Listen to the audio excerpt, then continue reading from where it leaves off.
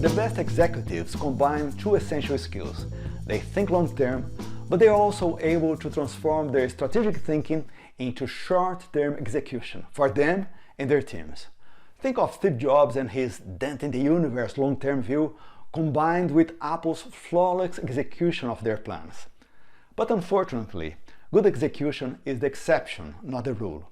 According to Forbes, less than 20% of what is planned by organizations is actually executed. Stay with me and in a few minutes I will show you how you can dramatically increase the execution of your plans by using the OKR framework, short for Objectives and Key Results. In this video, I will show you what OKRs are, how they can powerfully communicate the strategy to all levels of an organization, how they can create alignment of efforts and focus, how they foster execution and innovation, and finally, how to successfully implement OKRs. OKRs were created by Andy Grove, CEO of Intel, and adopted by Google since their first years. Today, they are used by thousands of organizations of all kinds and sizes. At Intel, Andy designed OKRs to communicate two things: what they want to achieve and how they would know if they were getting there. What you want to achieve is stated by the first sentence of the OKR, the objective. And you know if you are getting there by the 2 to 5 sentences that follow the objective. They are the KRs, or the key results you must achieve to reach the objective. So together they make the acronym OKR, Objectives and Key Results. The objective should be simple and inspirational. As your OKR will be visible to the whole organization, anyone should be able to understand what you mean. Deliver better than Amazon, delight our customers, achieve record sales growth are examples of objectives. The key results for the objective, deliver better than Amazon, could be, for example, reduce delivery time from 3 to 2 days, increase customer delivery feedback from 3.7 to 4.8, reduce average cost per delivery from £2 to £1.50, and this is an OKR. Notice that the objective is written without concern about accuracy, without jargon and with no numbers. Now the key results have indicators, measurements. Their numbers will guide you towards your objective.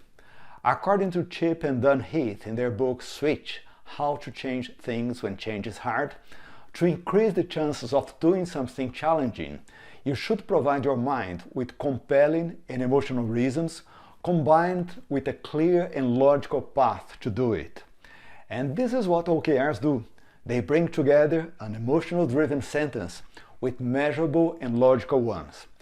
The objective communicates the why, speaking to people's emotions, and the key results talk to your logic. Although the KRs are not the path, they set the criteria to choose and walk the path. More than that to follow. The key results are not tasks or efforts you make, they are results. And this is where most people get it wrong. They create KRs as to-do lists, making the OKR nearly useless. To understand why this is important, let's say that you want to build an OKR to improve your health this year. First, you pick up an inspiring objective like to become my healthiest me. Let's suppose that you choose these 3 key results. KR1, start going to the gym. KR2, eat better. KR3, sleep better. So what's wrong with these key results? Well, they are not results, they are tasks, efforts you may make, but not results. KRs are not to tell you what you have to do, but how you will measure progress towards the objective. To write this OKR with better key results, they should have measurements. For example, KR1, body fat reduced from 24% to 17%. Increase muscles from 40 to 46% of body weight. Average 8 hours of daily sleep. So body fat reduced from 24 to 17% is a result. If this number moves from 24 to 17, you know that your health is improving. But starting going to the gym is not a result. It's an effort that may or may not create the outcomes you want. You may go a couple of times and stop, or what you do there may not work. When you separate results from tasks, you expand your possibilities. For example, if going to the gym ends up not working for you, you can try something else. You don't have to change your OKR. You just change your tasks. So this is one of the primary keys for good OKRs. I compare OKRs to Lego parts. They are simple and small, but you can build nearly anything you want when you start connecting them. Let's learn how this building work would happen in an organization now. When first implementing OKRs in an organization, we usually do it in two levels. First, the main leaders create company-wide OKRs for 1 year. Then, cross-functional teams build OKRs for the first quarter. For example, let's suppose a software company that writes the following OKRs for the coming year. Objective 1 is take over the European market, with KRs, grow market share in Europe from 13 to 18%, reach recurring monthly revenue of 2.5 million, increase upselling from 8.4 to 12.5 million. Now, objective 2 is delight our clients, with KRs, improve NPS from 3.5 to 4.8, reduce churn from 5 to 3%, and move from 1 to 2 software updates per month. Objective 3, attract best talents to work with us, with KRs, reduce turnover from 7 to 3%, increase employee satisfaction by 40%, and increase bottom-up planning by 35%. Now, this company-wide OKRs should be an expression of the strategic intent of the business. So before you start writing them, you should have a clear sense of where you are heading. You can find this sense of direction through your mission and vision statements, plus what you believe your most effective initiatives towards achieving them should be. One of the mantras of OKRs is less is more. You don't want to include all you wish to achieve in your OKRs. They are supposed to create focus on your most important goals. So aim for no more than 3 to 5 company-wide OKRs. The OKRs of this example cover 3 essential pillars for any business: financial health, customer satisfaction, and employee experience. I like using them as the starting point, but remember that it all comes down to the question, what do you want to focus on in this planning period? These 1 year company-wide OKRs are called strategic OKRs, as they translate the strategic intention of the leaders for the next 12 months. The next step is to build the OKRs for the first quarter. Once the company-wide OKRs are ready, you will now create 2 or 3 OKRs per company-wide OKR for the first quarter. The temptation here is to invite every department or team leader to be part of the process and let them create OKRs per their teams. But this can reinforce silo thinking in the organization. To avoid it, you should build teams around OKRs instead of OKRs for existing teams.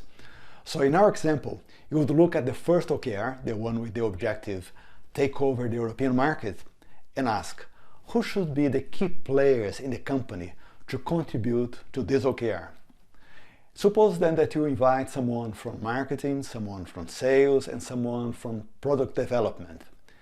They will be the team to build 2 or 3 OKRs to make that company-wide OKR happen. They may decide, for example, that to contribute to that OKR, they need to expand their app sales in the European market. So they build the following OKR for this purpose. Objective, launch our irresistible app in the European market. KRs, translate our app in 6 main languages in Europe, reach App Store evaluation of 4.8 in the trial period, and stay within the product launching budget of 1.2 million. For the second objective, delight our customers, you decide to include someone from customer services. This person and the people from other sectors will build their 2 or 3 OKRs for the quarter to contribute to this OKR. You do the same for every company-wide OKR. See what we are doing here? We are building teams around OKRs. These quarterly OKRs supporting the company-wide OKRs are called tactical OKRs. When you finish creating them, you should have a network of OKRs as shown in the picture, with a strategical 1 year company-wide OKRs and their related tactical OKRs for the first quarter. There is of course something missing here. Nowhere in this picture we included how we will reach those numbers. We need the tasks, efforts, projects, the initiatives that will make the numbers change. Although they are not part of the OKRs, the ideas for initiatives will come as you build the KRs, so you may want to start registering them as they come. For example, Under the KR Translate Our App to 6 main languages in Europe, you can have lists of tasks, Scrum sprints, Kanbans, or even whole projects. Remember that they are attempts to move the needle towards your desired KR.